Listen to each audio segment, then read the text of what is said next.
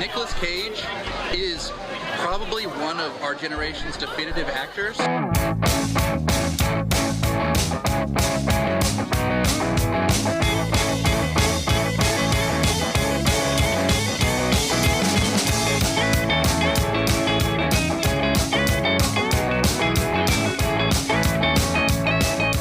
Hello and welcome to Cage Fighting. It's your main man Andy Gillard here. Hope you're all doing well in this ridiculously warm heat wave that we are now experiencing. Shorts weather is fully back. Hi everybody, Matt Guy here. Yes, I have been the recipient of a burn or two over the last few days, so I hope everybody is stacked up on aloe vera and plenty of liquids. Me and Stu had plenty of liquids yesterday, didn't we, Stu? The evidence is on Twitter for all to see.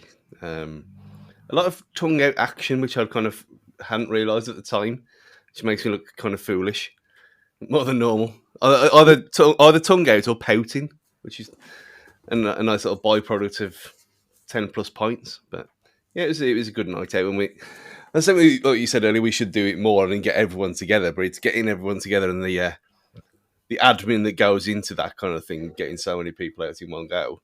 But since we kind of collected people as we went, which is a nice way to be, like drunken lemmings. Like Pokemon badges. It was an excellent night and suffered for it today, but the old body taking a toll. But yeah, it was good. If anyone wants to see the after effects on Stu, if you tune into the Wolves fancast that was being released on YouTube, you'll see Stu doing his best Edgar Davids impression. Glasses, he hasn't blacked up. That would be something else. Yes. You know what they actually are. When Corey had to go under a lamp when he was born because he had a bit of the jaundice stuff. And so you can't have a newborn baby. You have to have the baby on like skin to skin under the lamp yourself. But obviously it's dangerous to look into. So that's what these glasses were from. But because I couldn't focus on the screen, and I thought last time I had sunglasses on camera, I got mocked. I thought, well, no, not this time. No, I will not get mocked again. But then, does it look better? I don't know. Never mind. Matt, are you feeling better this week, my friend? Yeah, I am. After a brief hiatus, I just felt rotten last week. It only really lasted like 2 or 3 days properly, but it proper knocked me about, and then I suffered for it. I left the house on the Saturday just to get out of the house. I had like cabin fever, and I ended up just going up to the Tiger in Wentzfield and having like a quick bite to eat. And when I got back, I suffered even for that. Like it ruined me, and just one of those. Sometimes you just need to give into your body and just give yourself a bit of rest and recoup, not try and power through. But yeah, I feel much better for a bit of a chill out. Super. Glad to hear that you're back anyway. We are here to discuss Guarding Tess, a film. Was it 1994? I should probably have my notes up in front of me, which would certainly help out. So we're looking at a film released in 1994, starring obviously Nicolas Cage, the legendary Shirley MacLaine. Is also in it. There's a lot of people whose faces I sort of recognise, but don't really. I would never put in that. Like Harry Lennox is in it as Kenny Young. Harry Lennox, if you've ever seen, he was in Superman. He was the general in the Man of Steel movie.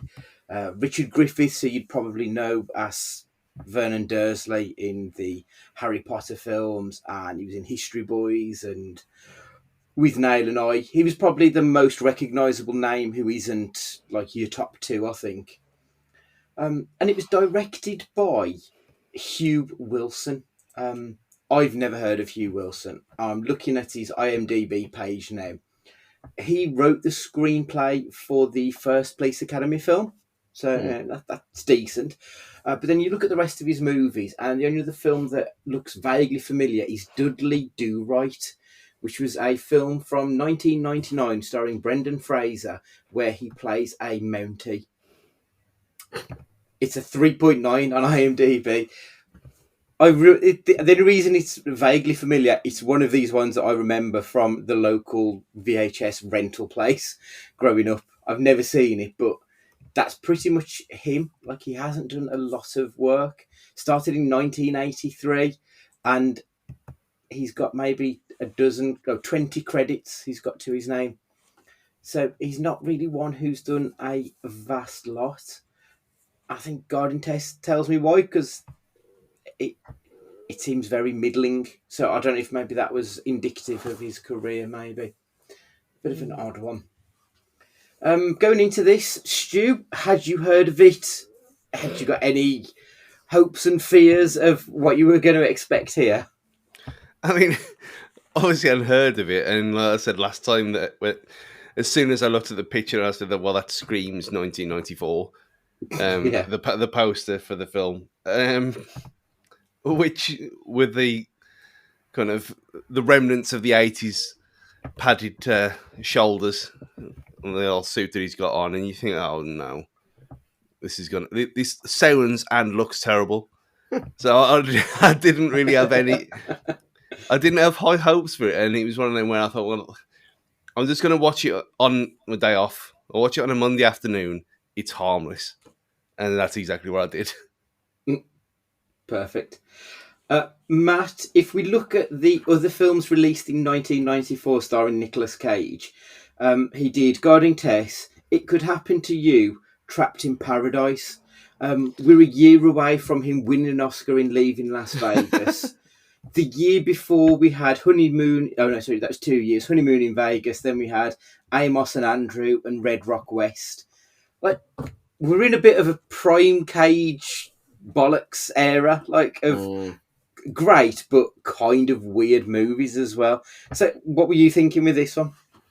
I mean, like, this era is it's not his greatest work, because he's not kind of veered into the slightly more artistic and therefore more abstract stuff that he does. It's all very safe, especially this. God. Yeah, it's all very vanilla. This set of like films, even like Trapped in Paradise, especially, is so like Excellent. we've got slicing in audio from other podcasts apparently. But, no, it's just it was just not a great time period, and it makes you wonder like what I'd like. There's going to be one film or an event that changed his focus into being more of like an abstract and actor, and maybe it was after this really bland beige piece of toast of a film. Yeah, I think that's a very good point. There's a lot of oddities leading up to this point, and then after this point, he does get a bit of momentum going. Vegas, The Rock, Con Air, that all starts pretty much after 1994. So yeah, this seems to be a turning point in his career. Guarding Tess, according to IMDb, is described as a former US First Lady wants a particular Secret Service agent to head her bodyguard detail, even though he can't stand her.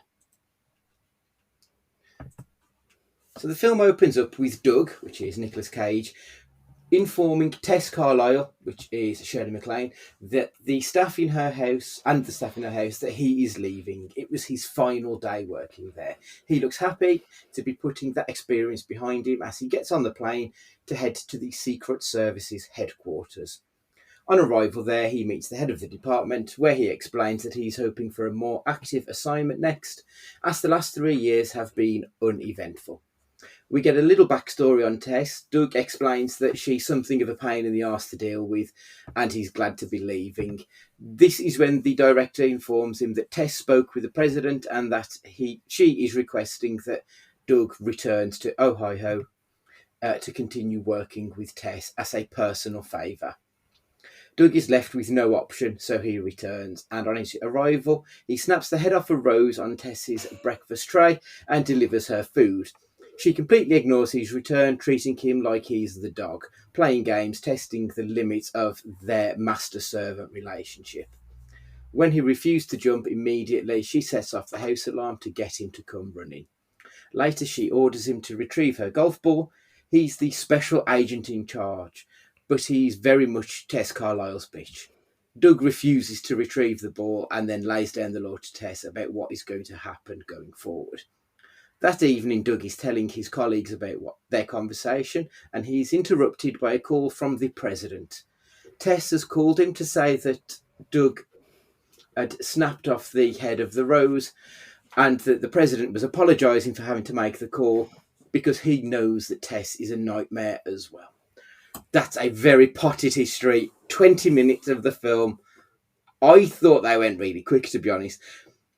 It was a little bit silly, and like the rest of the film doesn't go to the same level of comedy, I don't find, generally speaking.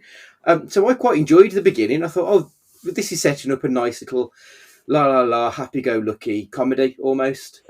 So I liked that. Matt, what did you think of the opening?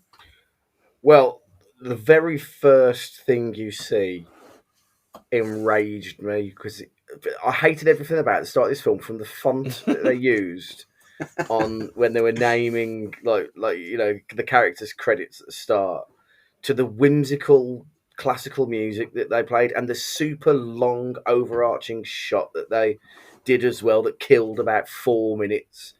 Everything about this film wound me up from the very start.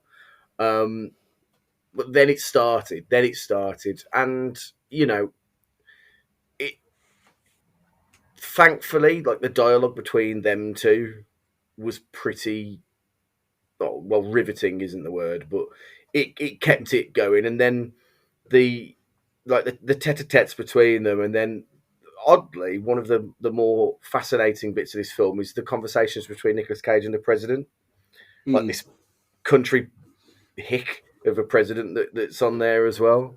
It was fine.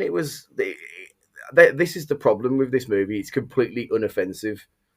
Like, it's Weetabix, but I need a little bit of raisins or some bananas in that Weetabix. You know what I mean? And like, this is just straight up Weetabix, and not more, a lot more to it. And that's what the first 20 minutes felt like. It was very, as Stu had mentioned to me yesterday, very easy watching Sunday morning film. Yeah. Stu, how are you finding it?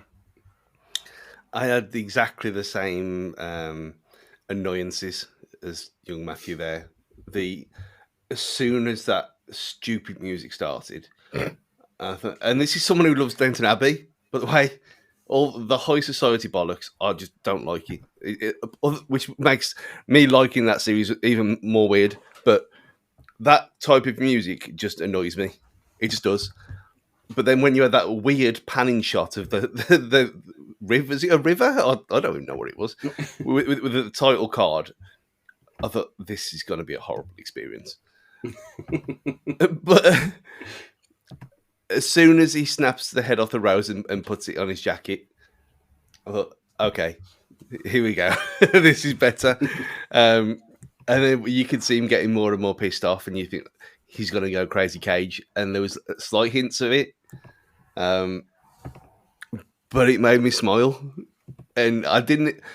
Going in with such low expectations, and the start package completely throwing me off, thinking I'm going to hate this film. After 20 minutes, I really didn't. I was very subtly surprised, but I was sitting there smirking quite a lot. That's fair. Yeah, I pretty much agree with you, to be fair. The music, because I haven't watched this for 2 weeks, you both mentioned it has come flooding back to me. It was utterly irritating. Like, it made me feel a little bit itchy listening to it.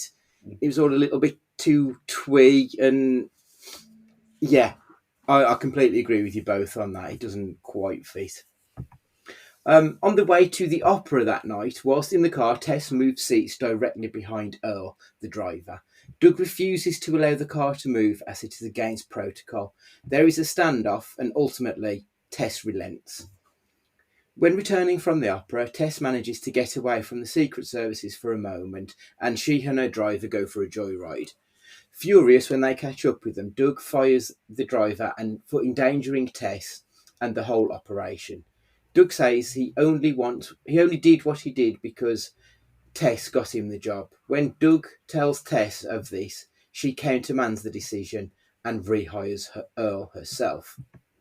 After much bickering, Doug tells Tess, "You know you can just refuse Secret Service help," and he leaves. The following day, whilst at home having a shit, Doug receives a call from the president again about Tess.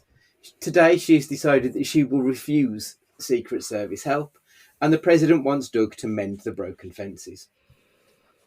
The Secret Services arrive at Tess's house, but she and her staff will not let them in. They camp outside her house until she leaves. She goes to the hospital where she has an MRI scan. That evening, Tess is watching footage of her late husband's funeral where she notices Doug in the footage. He is grieving over the loss of the former president. Tess decides to make an effort with Doug and shares a late-night drink and a heart-to-heart. The household receives a lift when they're told the president will be visiting. That's an hour in at this point. Stu, what do you think of the middle portion? Like we've had the butting heads, and then right at the end they're like, "Oh, actually, no, we can be friends now." What do you think? This was kind of where it started to drag a little bit for me. Like you said, it didn't really know what it wanted to be. You had the kind of wacky start, and like I said with the Rouse thing, and that never kind of went there anymore. Other than, like Matt said, when he's on the phone to the president, and it seems like a bit of a thing that whenever he's going to be on the phone, he's either going to get a bollocking or something's going to happen straight after it. It seemed like a bit of a device more than anything else, which was, I don't really normally notice that kind of thing, but I don't know. Once I noticed it, I was like, okay, when the president's called, that's when it's going to change again. And I don't know, it kind of slightly annoyed me a little bit. Not in a bad way, but it just wasn't as good as the first part of the film to me. And that whole thing where he's camping outside and like the bit with the coffee when he gets it all over himself, and I did laugh, a proper laugh out loud at that. Maybe because I didn't expect it, because it had lulled off quite a bit, and then that kind of raised it up a bit more. But yeah, it started to lose me a little bit, to be honest. And if it had been like that from the start, I don't know if I'd have managed without falling asleep. Yeah. Matt, how are you finding the middle bit? Yeah, similar, to be honest. I mean, I don't know if I was just being like hypercritical of it, but like if this character is as strong-willed as she's meant out to be, and all of a sudden she's the one trying to instigate with Cage, that they're having this heart-to-heart, and then she can't be like out in the street or in a supermarket without being spotted, but she can go out and be on the piss and nobody bother her. Like it was just a bit strange, but I know this. I'm guessing continuity wasn't meant to, like, it wasn't the biggest focus in this film. It was just at this point now, I was kind of where does this go? Because it felt like all the stakes of all the cards are already on the table here. They've already had their conflict, and now they're making up for it. Roll the credits, like how all films usually go. You get your conflict, you have your resolvement, the redemption's there. That's that, and that kind of happened really quickly. So I thought, well, where do they go from here now? And then one of the more bizarre things I've seen in a film as of late happens, like about 5 minutes later, which was completely out of left field, and I was like, oh my god, what the hell? What like Dharma film has this turned into?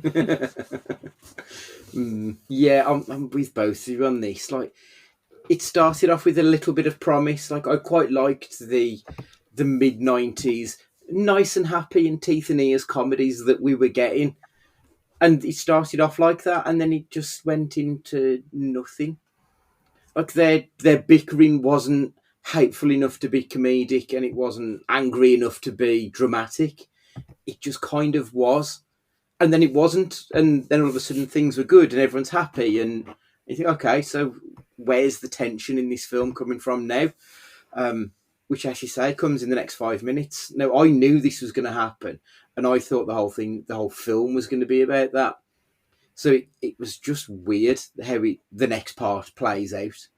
But did you think, the bit with the opera where she's falling asleep and he kind of... It was almost like, oh, he's going to kick her over the balcony. How violently he moved the chair to wake her up. that whole thing just seemed very strange. Like her reaction to it, it was like, well, she's not pissed off, but she's not embarrassed. What is this? Like, it seemed like something was cut there. It's Yeah, hard it to did feel like describe. it jumped a little bit, didn't it? Yeah. Yeah, her 180 was really bizarre. It sort of came out of nowhere. I think it was partly down to the fact that she was embarrassed when she thought people saw her, but people were happy to see her. So she was more interested in being of the fame of being who she is than the embarrassment of falling asleep, maybe. But it was like on a dime, she completely turned, and it's like, yeah, I agree. It just feels a bit odd, like there was something missing in the running order there that didn't quite pan out. Sadly, the president has to cancel his visit. The morale around the household suffers, but it appears that Tess and Doug's bond is still there. Following a picnic, Earl and Tess take off once again, leaving Doug behind, going for another joyride, or so they thought. Now, this is 64 minutes in. Now, I knew this was happening in the film. I expected not this to not be right at the very end. Tess hadn't arrived back home for some hours. The FBI arrive and believe it was a Middle Eastern group who have kidnapped her because the driver was found branded with a circular mark. Doug believes her driver Earl was involved.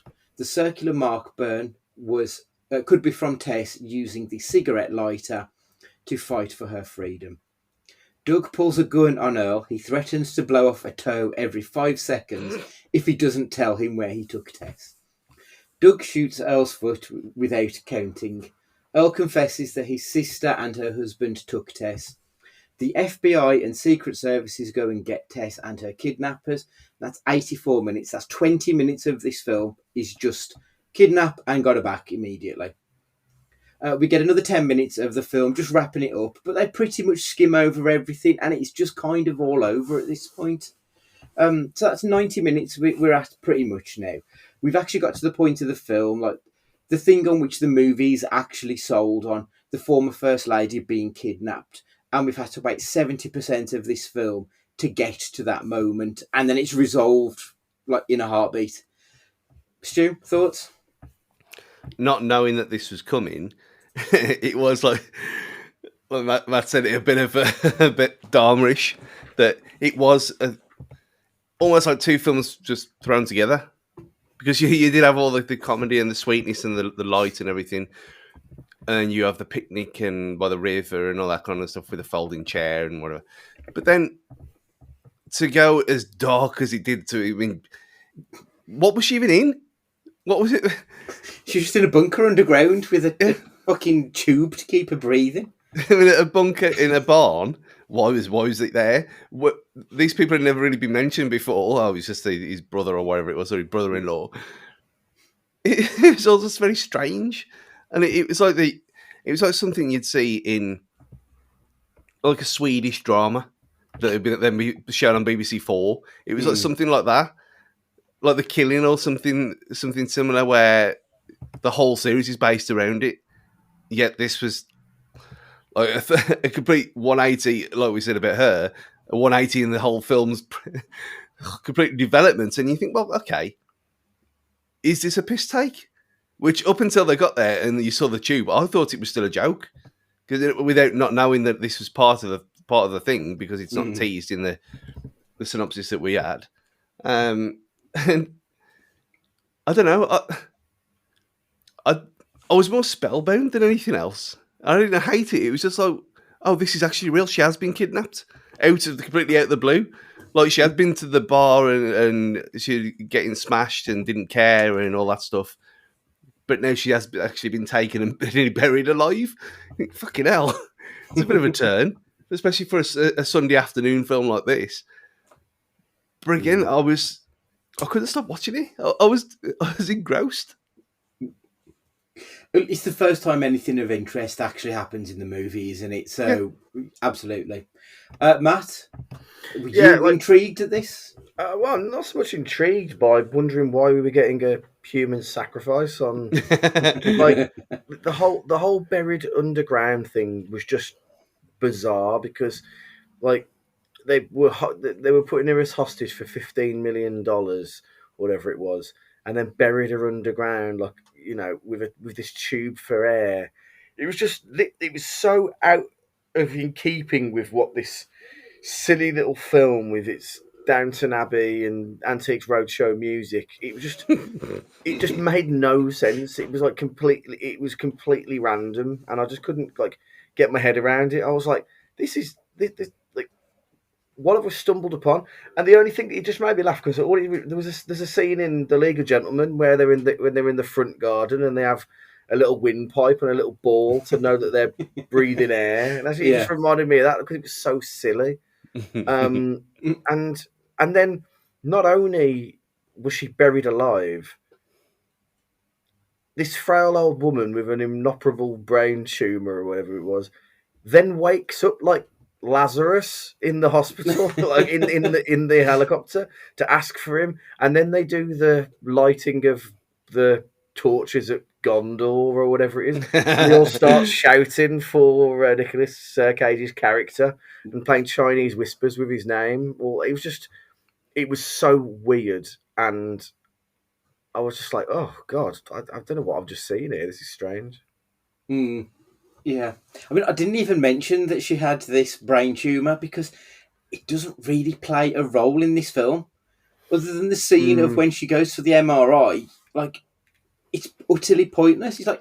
It's a bit like in The Room where Lisa's mother reveals that she's got breast cancer, and then she never fucking mentions it again through the rest of the film. But that's The Room, so it's kind of expected to be awful. In this, it was just weird. No, there's that one scene, is it, where she's saying one of these things is true, and she says, "I've got a brain tumor." Yeah, that is it. That's the only time. Then you think, oh well, she's just lied about it then. Weird. Yeah. Right. So the budget on this bad boy was $20 million. In '94. Yeah, in 1995. I mean, I suppose you've got Shirley MacLaine, who is not going to be cheap, and you've got Nicolas Cage, who is starting to rise at this point, I'm guessing. So I suppose it's on that more so than anything else. The box office return was a very healthy $31 million. So yeah, it managed to probably not quite make its money back if you include advertisement and what, but that's sizable for 1994 though. So the last time we did a film in 1994 was It Could Happen to You. And we looked at some of the best films of that year. So I think it's only right we look at some of the worst films of that year this time. The 15th Golden Raspberry Awards were held on March 26th, 1995, covering films released in 1994. The worst picture was Colour of Night, which I really want us to do. It is so bad. I absolutely love it. Kevin Costner won Worst Actor for Wyatt Earp. Sharon Stone won Worst Actress for The Specialist. I've never even heard of that one. Rosie O'Donnell won for The Flintstones for Best Supporting Actress. And in what was surely the worst thing to happen to him in 1994, O.J. Simpson was the worst supporting actor in Naked Gun at 33 1/3. I have to have a quick look at what was left from the first half of the decade that we've got. So there's only 2 left that we need to watch.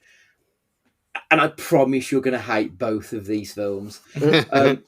Industrial Symphony No. 1, The Dream of the Brokenhearted, and Deadfall are the 2 films left from that period of time we need to watch. Deadfall, it's a Cage cameo, and it's the weirdest. I mean, we've watched weird for this. This is the weirdest.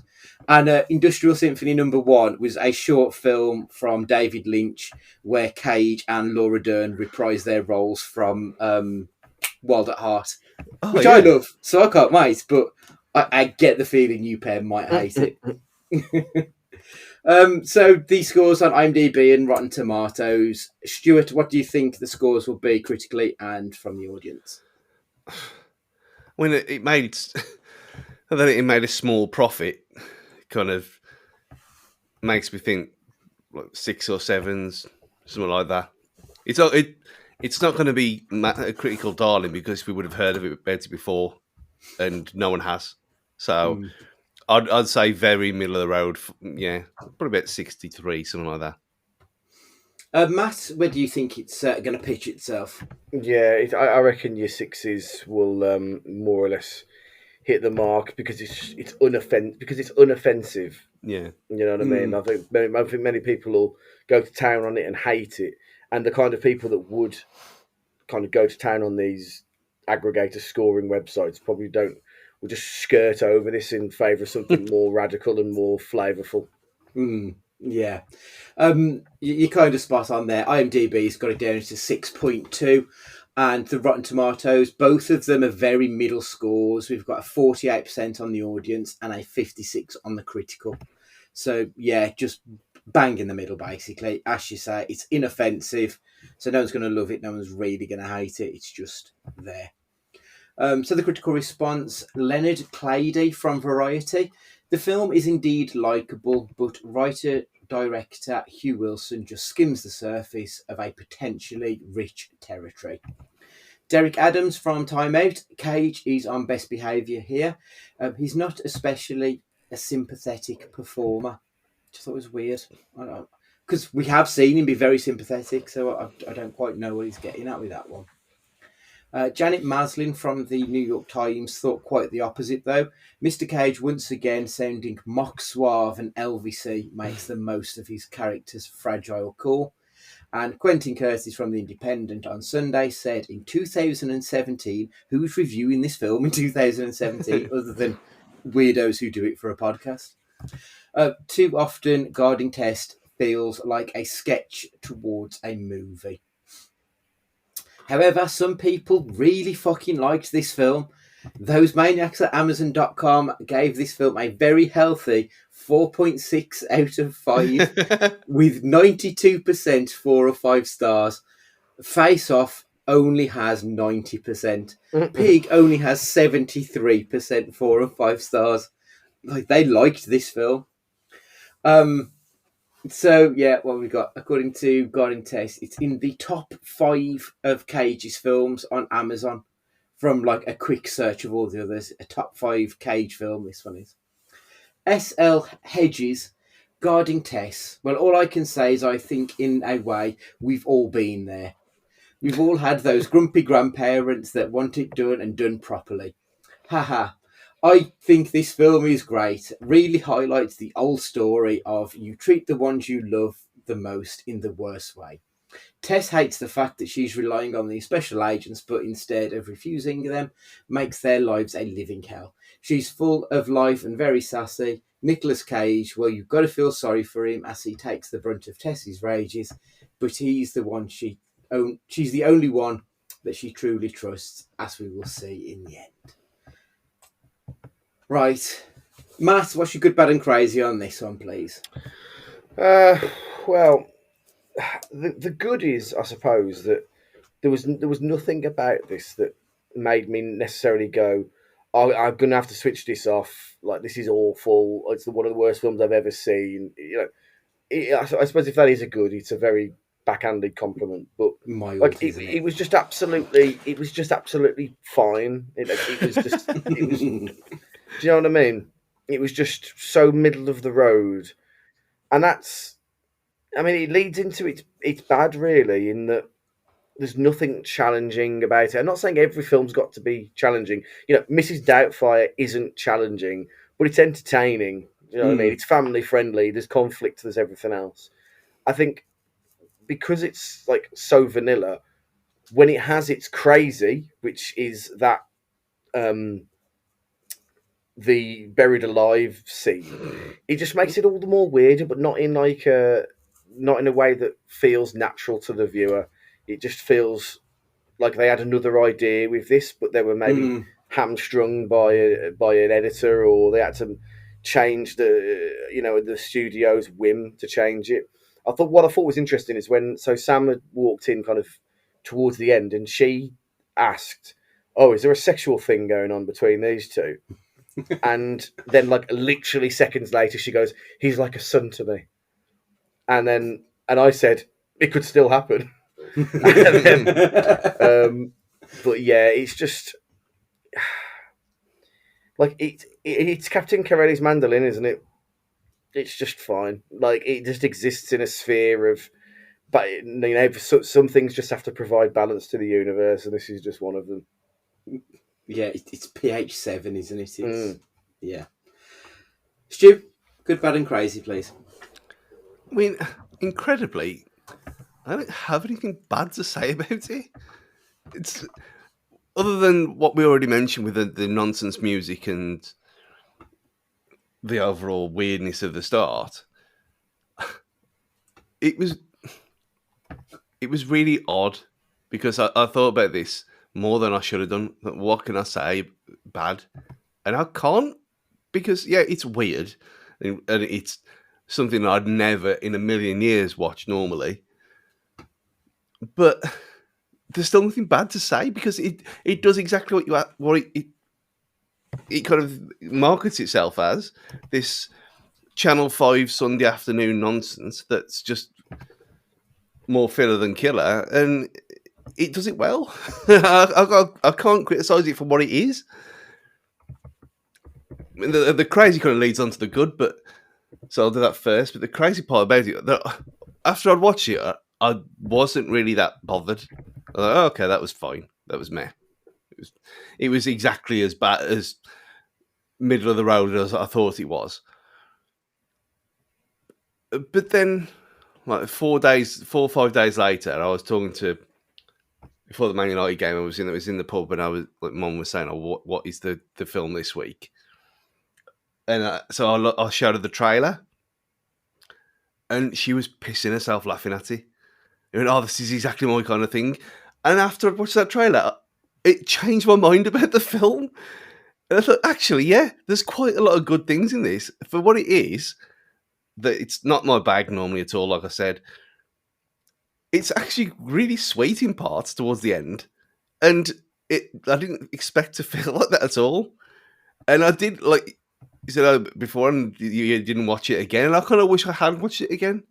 And it's one of them that so weird. Strangely enough, I probably will watch this one again at some point because I really enjoyed it in a kind of weird, homely kind of Sunday heartbeat kind of way. Mm.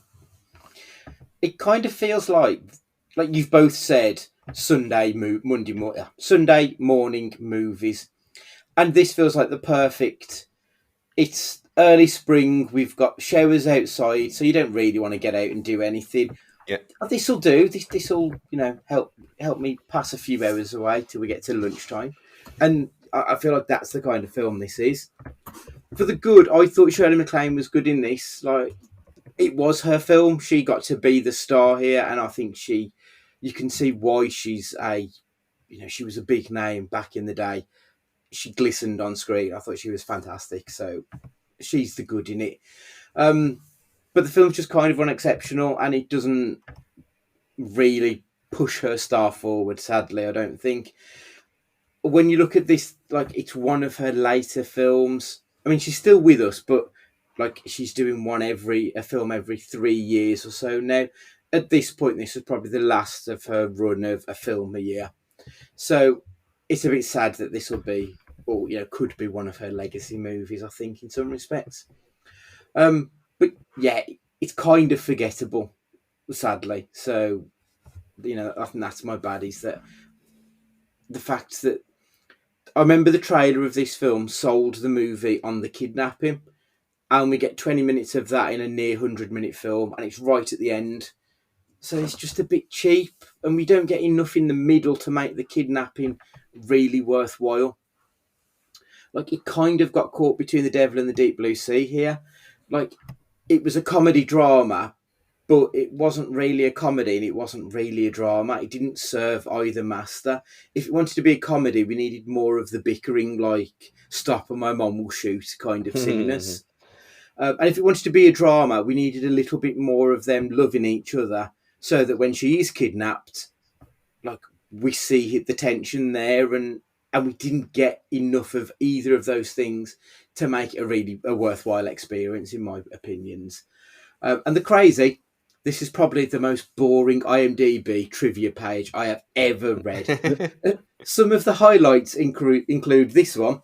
Intelligence agencies referenced and or featured in this film include the FBI, the CIA, and the Secret Service. And also, former President Carlisle's full name is James Greer Carlisle. Like, we watched the film. I know what the fucking things are. Like, it was the dullest thing ever, which is kind of put out on screen as well. So it kind of makes sense. Mm. Yeah. Stu, did you enjoy the film? Yeah, in a very odd way. Then yeah, I did, and it made me smile, and maybe because I went in with such a low bar. Mm. I don't know, but it didn't offend me. It didn't bore me, like quite a few things have.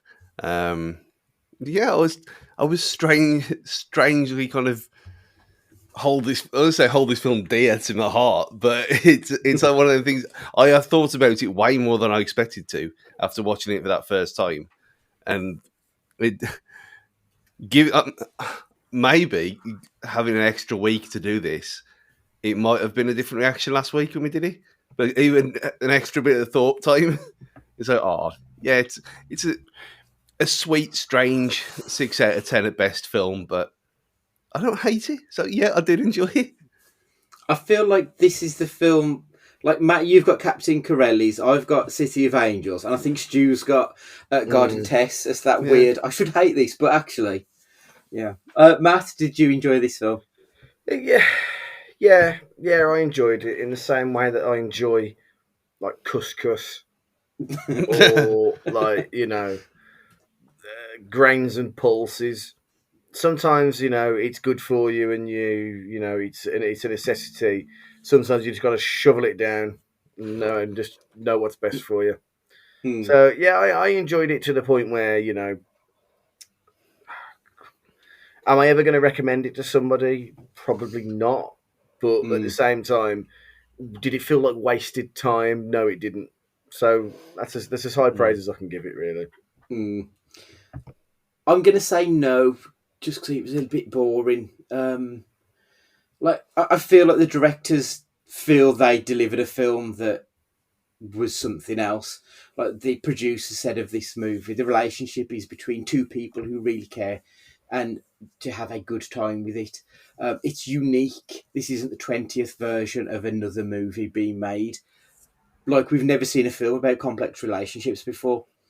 I think films about complex relationships, we've seen them done better, and we've seen better of Cage. This falls in the lower half of his films for me, so I'm going to say no. Like, it's not terrible by any stretch, and if it was on, I would probably watch it if there was nothing else around. But because it's neither a comedy or a drama, it's a bit like bread. Like, yeah, it's food, but there's no nourishment there, so not for me. But based on this film and this film alone, was Nicolas Cage good or bad? Matt? I don't think he's good. Like, to go from like zero throughout the whole film and like a bit of a shit-eating grin when he thinks he's got one up on her, to then him like crying and shooting off someone's toes, felt really unnatural. Like, it didn't feel in keeping. Like, that all of that whole bit didn't. And I think that was a Cage problem as much as it was a weird script and execution problem. Fair. Stu? Yeah, for however good she was, there wasn't really much of a supporting cast other than them two, and he wasn't the best part about the two of them. And it could have been like the normal the test for me with this question is, could John Travolta have played this role? And yeah, he could quite easily, and it wouldn't have made real difference at all. Other than we'd probably have never watched it. So I think it is a miss for me as well, for a change. Even though I enjoyed it for what it was, I think no, he wasn't. But in a first, so you've both said you enjoyed the film, and I said I didn't, and you've both said that no to Cage. But I'm gonna say I think Cage was fine in this film. Like, it's nowhere near his best, obviously, I'm going to say he was good for two reasons. So the coffee scene and the shooting the driver's foot scene, they were probably the best scenes in this movie. Or, they're at least the most amusing, I'd say.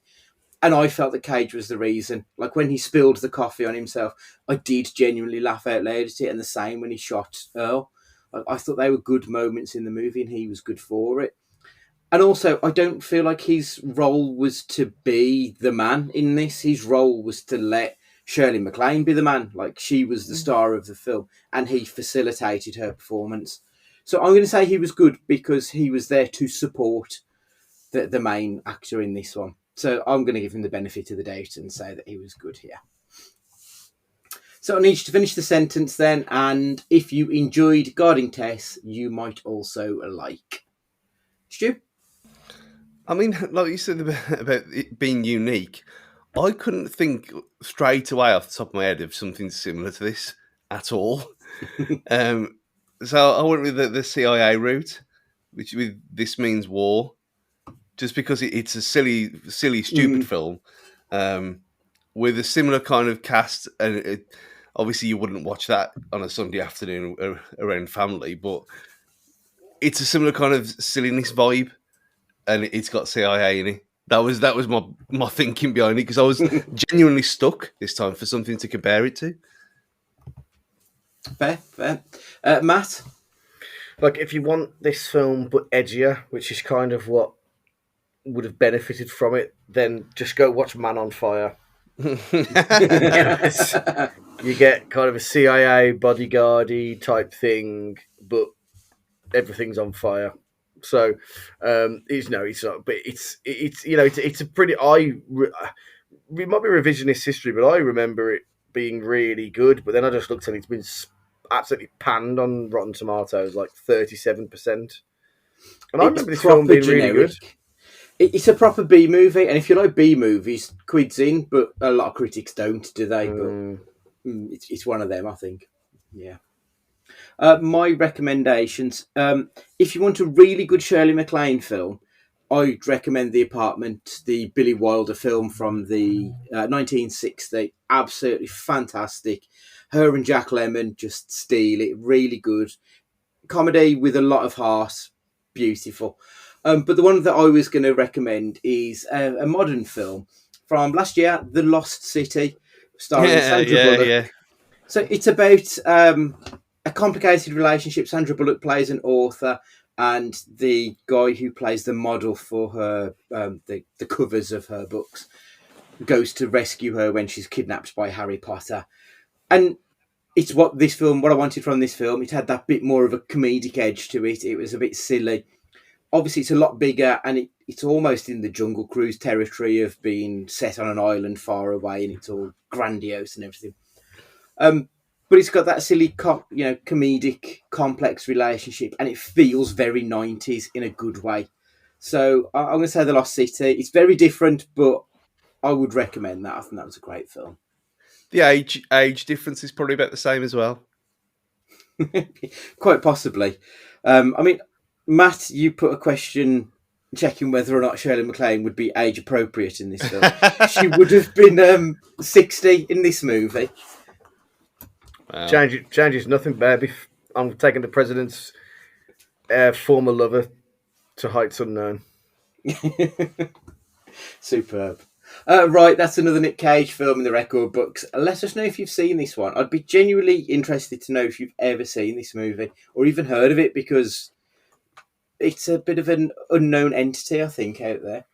But yeah, get in contact with us. Emails to cagefightingpod@gmail.com, or you can get us on the Twitter and other socials @cagefightingpod.